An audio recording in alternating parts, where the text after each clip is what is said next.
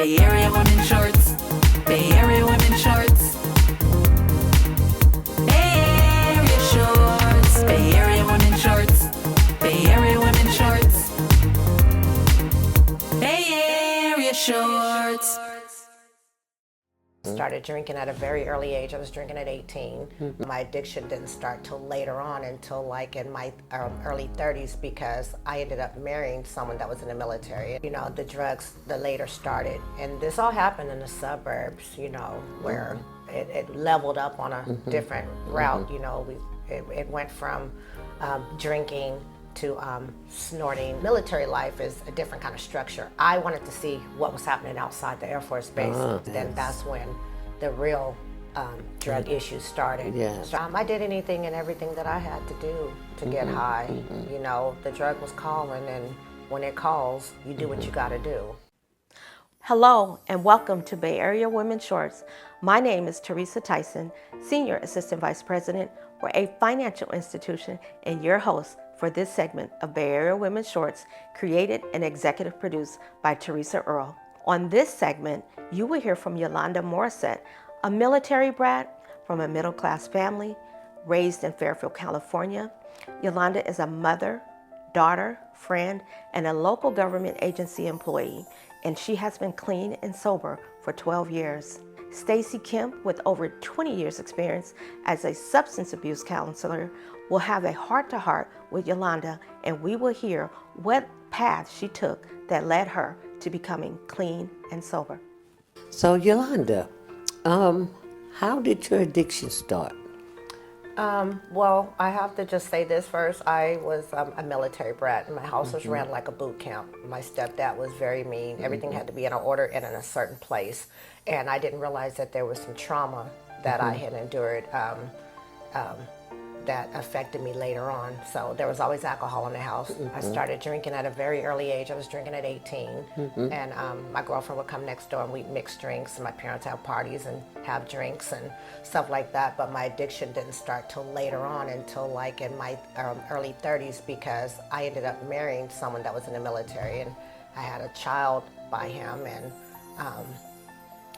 you know, the drugs, the later started. And this all happened in the suburbs, you know, where it leveled up on a different route. You know, it went from drinking to snorting crystal, you know, rosebud, crank is what they called it, and then escalating to snorting coke. That was a thing back then. And then mixing that with marijuana, and then it escalated to cocktails, drinking that, and then someone turned me out on crack, and then it just kept going on and on and on and on. This lasted for like 17 years. So you didn't use by yourself often. You use your associations kind of impact your using. At first, yeah, the association. Well, drinking in the house, I drank with my next door neighbor, and the alcohol was in there, so I drank by myself a lot. My parents would leave, and I would have drinks and stuff. But usually all the drugs came from, of course, association. You know, you're around peers or other people that were using recreational drugs, and you know, you dip in and you start using with them. So how did all that affect you with your family? Were you around your family a lot? At first, yeah, I was around my family because I was still young, until I got married and got away from my family, because my stepdad, like I said, he was horrible. He was very mean. You know, everything had to get solved by beating. We got beat an awful lot. So when you started using at 30, so when you were 30, you had your children, you had your husband, like you stated, the cocaine and all the other substance came in effect. You were using with other people, but did it separate you from your family, of course, your husband, your child? Of course it separated me from my family. I got to a certain point. Well, of course, you know, me and my husband divorced. He was gone a lot. He was in the military, and we just outgrew each other. And then I started, the military life is a different kind of structure. I wanted to see what was happening outside the Air Force Base. So then I started going outside that base, and then that's when the real drug issues started. Started hanging out with heavier users, people out there in the streets, you know, people that my family had kept me away from, didn't talk about and then that's when the heavy use came, But What extent did you go to get the drugs? I did anything and everything that I had to do to get high. The drug was calling, and when it calls, you do what you got to do, whatever that looks like.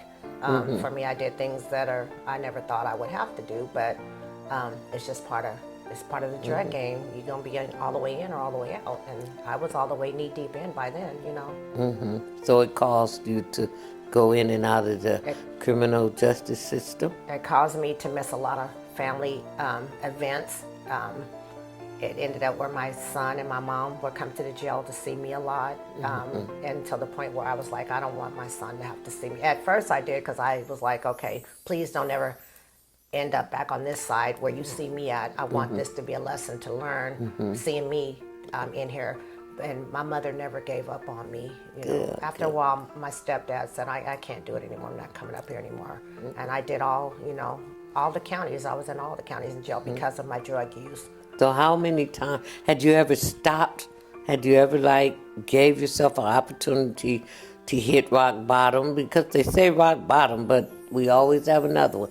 How many rock bottoms did you have? I had a lot of rock bottoms. Sometimes I would be clean for 7 months. Sometimes I always would go back out for 7 months. I don't know why the 7-month itch got a hold of me. A lot of times I was happy to go to jail because I was tired and I needed a break. I needed to rest up. Like we say, we rest up before we go back out.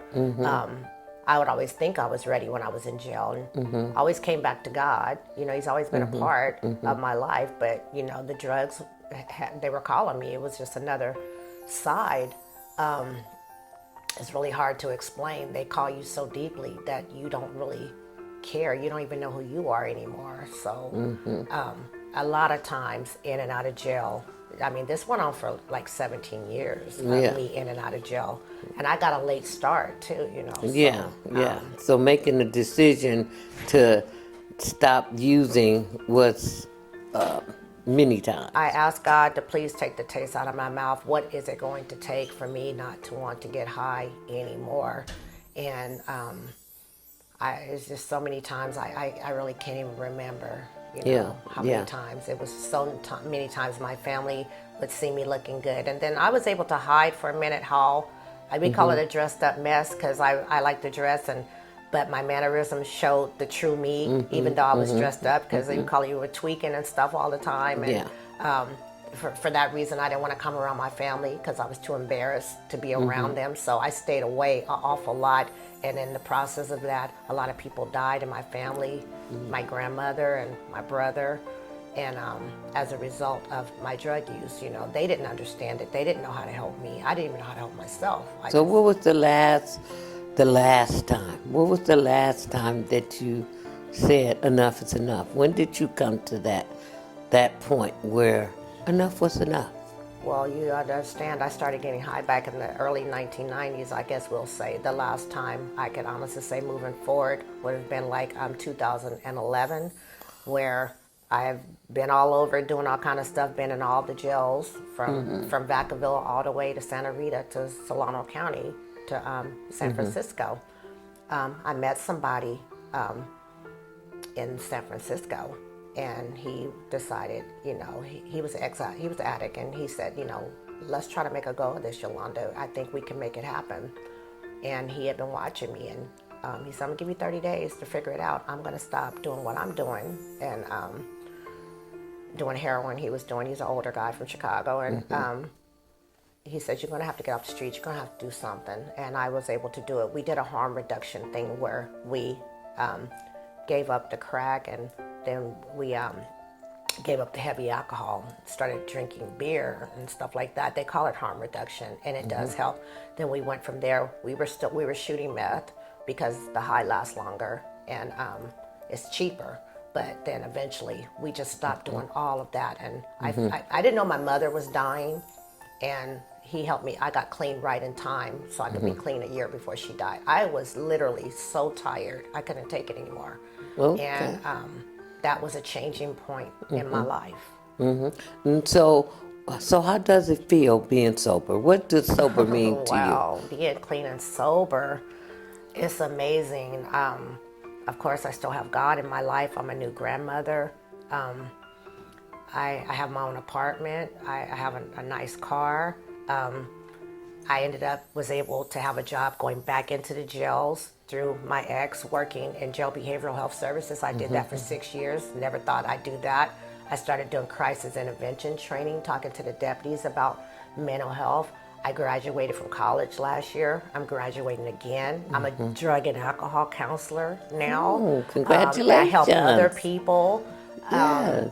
I was a domestic violence case manager because I am a survivor of that. So I help women, who are suffering from domestic violence. I work for city and county now. I have a city and county job, so I have a career, something that I can retire on. My mother's buried in Arkansas. I was able to go see her grave last year and fly. I hadn't been home in 30 years, and I was able to do that on my own. I have the respect of people in the community, that are still out there struggling.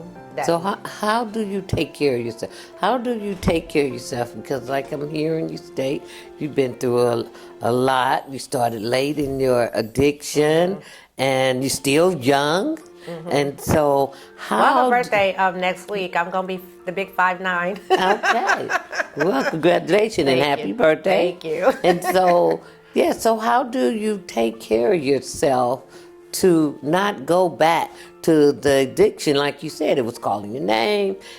It was hard. So how do you not go back? It's funny that you asked that because when I got clean, I was very depressed, and my ex had set me up with therapy. That's when I started to peel back the layers of what was really going on. So it started with therapy, and to understand who I am and what was the trigger for me getting high and stuff. And I realized I suffered really severely from childhood trauma, and I needed to be able to turn that pain into power. So I had got on some psych meds for a minute, because I was really depressed after my mom died. It made me gain a lot of weight, and then I weaned myself off of that.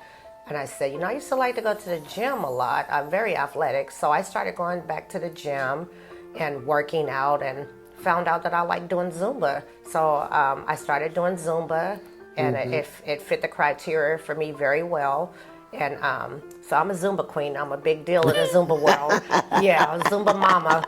And I can hang with Zumba community, I can hang with yeah? the young, yes, with Zumba sisters, hang with the young girls. Yes. And started doing mental health events and things like that, telling my story, helping other women and men who had been through similar things or other stories like that. And of course, praying, got to put God first, and going to church, and I meditate, I go walking, I write in a journal, and that's a goal of mine, is to write a recovery book soon. Got a really good relationship with my son because he's seen it all. And he's just so you got back family reunification. Well, my grandmother now, to a beautiful granddaughter, and so all of these things is what I do to keep myself healthy. And I stay away from negative people, places, and things. And I know my triggers and my boundaries now, and I'm still in school, and that helps. So I'm adventurous. I like to get out, and I never got to really see the city the way that I wanted to, because when you're high, you only care about the liquor stores and the dope the people that's selling the dope from them four corners, wherever it is, and you stand in that little maze. So I got to go out, and I'm a TikTok sensation now, so experiencing the world the way that I should. I'm a military, but I love to travel, so just experiencing. There's a lot of beautiful things in San Francisco and in the Bay Area, and so I love getting out and hiking and just having a good time and living my life. Okay, so you have accomplished a lot and Yes. did a lot and still working on it, and your job also helps you with monitoring your own self, and Yes. so.